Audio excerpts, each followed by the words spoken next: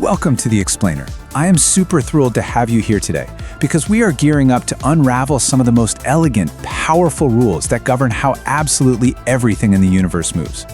Whether you're a seasoned student of physics or just someone who's completely fascinated by the nuts and bolts of reality, this explainer is going to give you a crystal clear framework for understanding motion. So, what do a falling apple, a crashing car, and a quantum black hole actually have in common? I know, it kind of sounds like the setup to a weird joke, doesn't it? But the surprising answer lies in a single, fundamental concept that we've been studying for over 400 years: uniformly accelerated motion, or UAM. It is literally the invisible thread that ties the absolute simplest everyday events to the wild extremes of modern physics. Now, we didn't figure all this out overnight.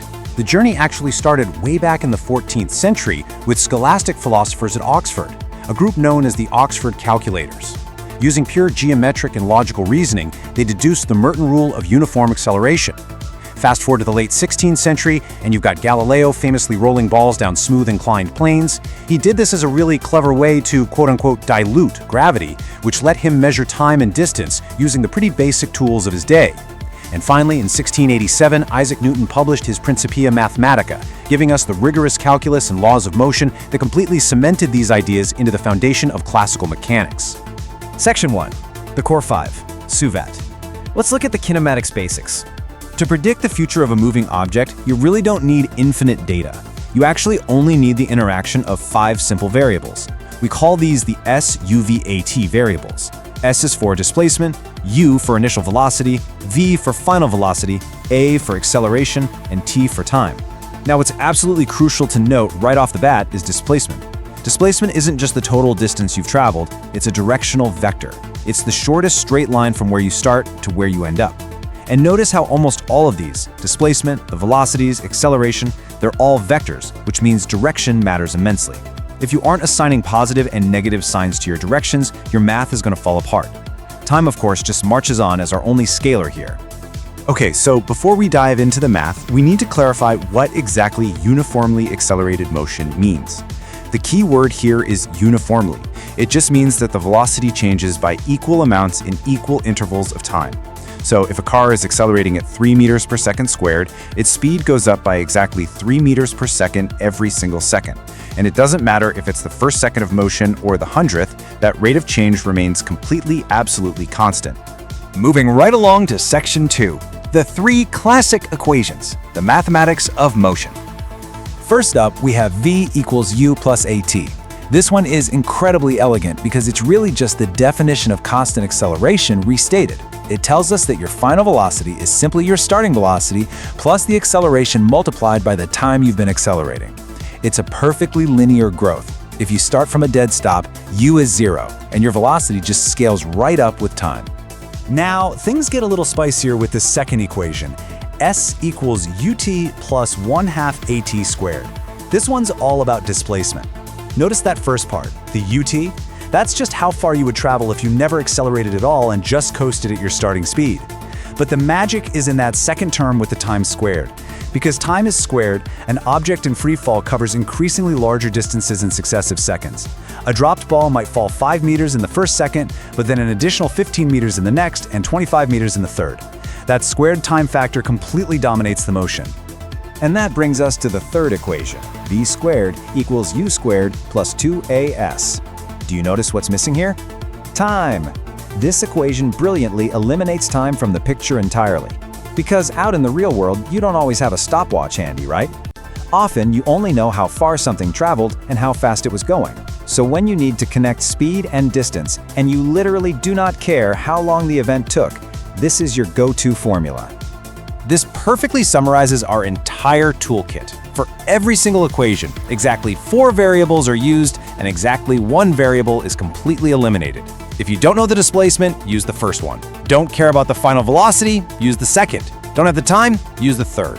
It's like a giant puzzle, and as long as you have any 3 known variables, you can unlock all the rest. Section 3. UAM in the real world.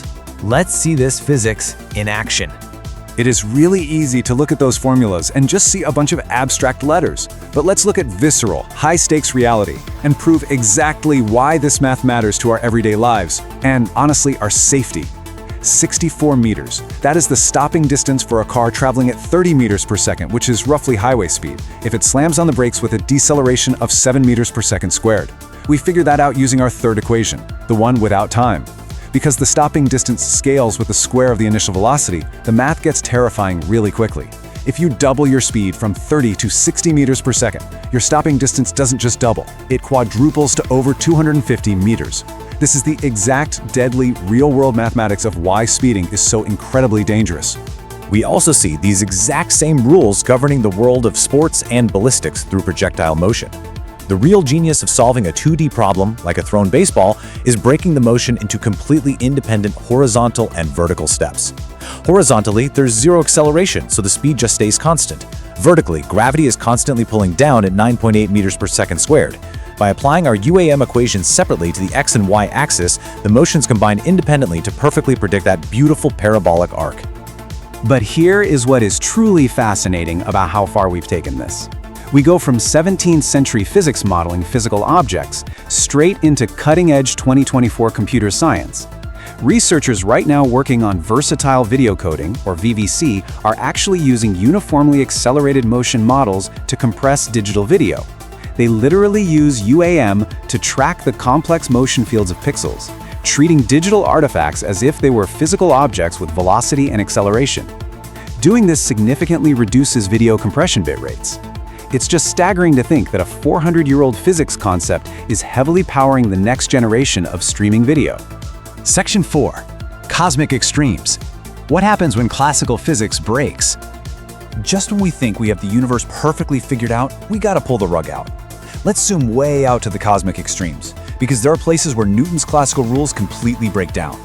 Consider this absolute cosmic limit. No massive object can reach or exceed the speed of light. Well, this introduces Einstein's special relativity, and with it, a massive paradox.